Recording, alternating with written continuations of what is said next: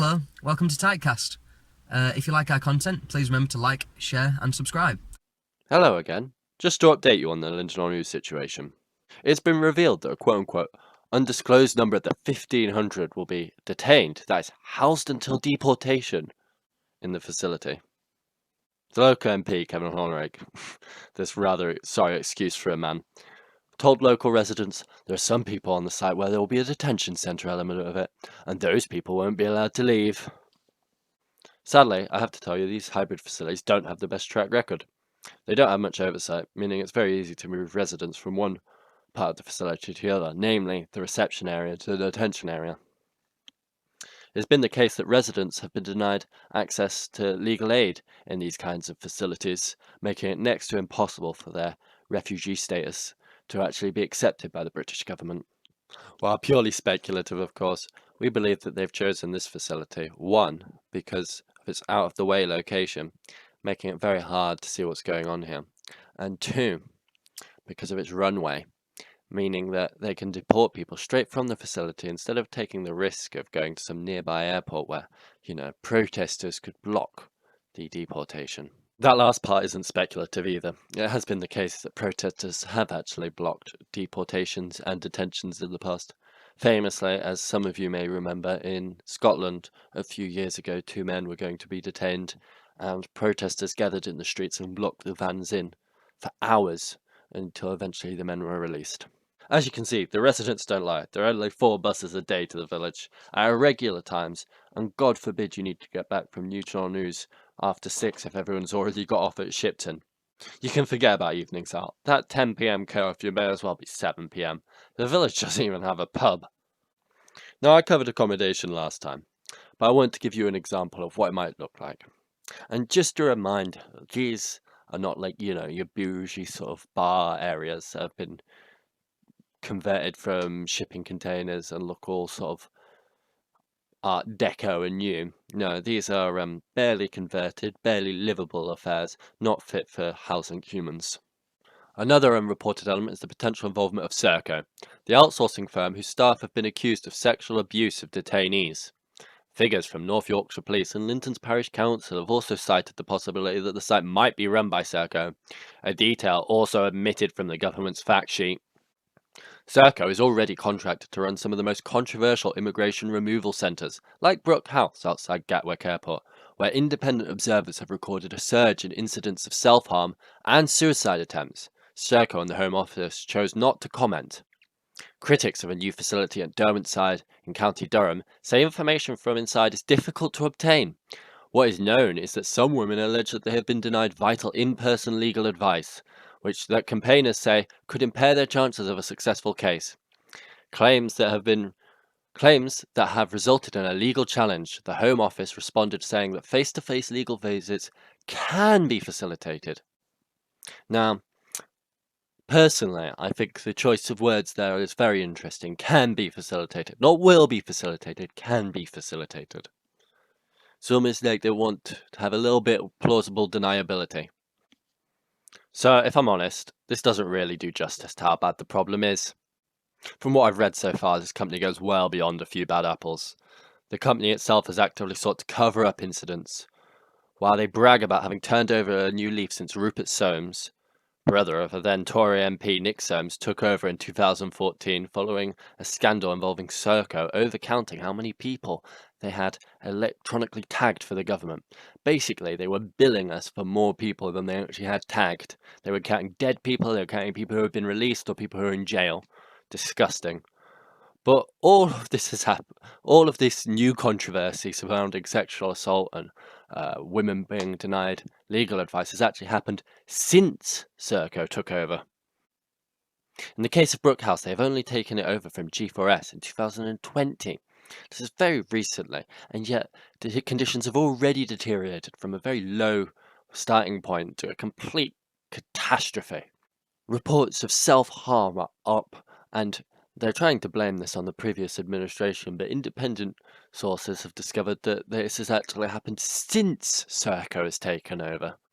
The use of pain-inducing restraints is permitted if quote-unquote is to stop the person self-harming or killing themselves. something which various groups have called out as inhumane and unnecessary given that there are various other non-pain-inducing techniques available. Given the lack of oversight, it's hard to tell how well the guidelines are actually stuck to in regards to use of force.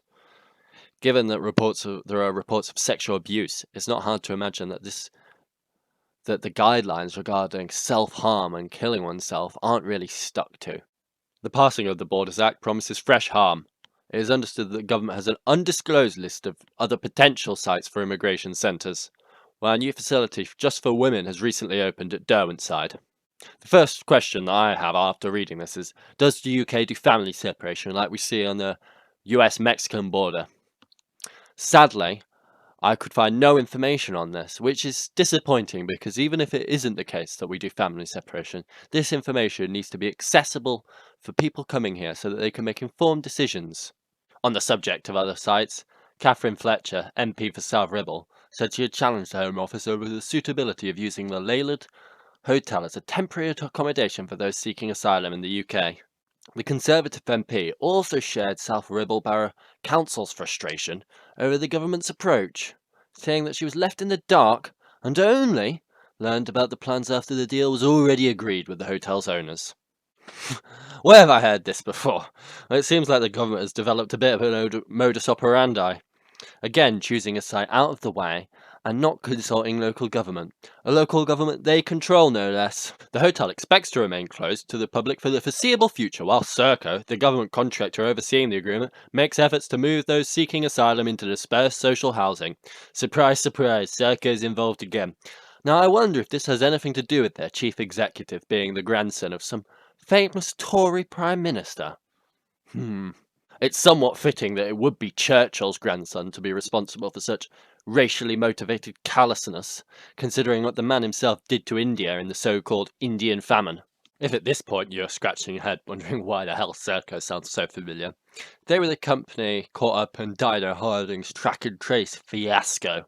But their story doesn't end there.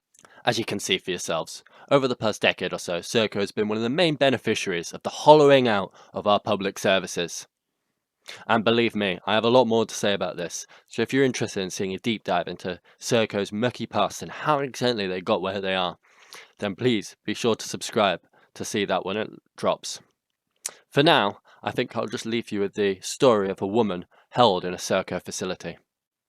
Sanya called the Observer in early 2011, her voice trembling but resolute.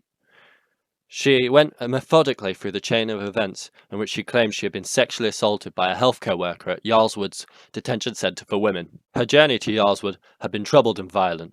Born in June 1983, in the Pakistani city of Lahore, her earliest childhood memories are scarred by beatings administered by her father. She was only 17 when he threatened to kill her unless she married one of his friends. Her unwanted husband then announced that they were to start a new life in London. Having recently moved, the marriage soured and turned violent. Divorced, Sana became involved in another relationship. This sadly also became abusive.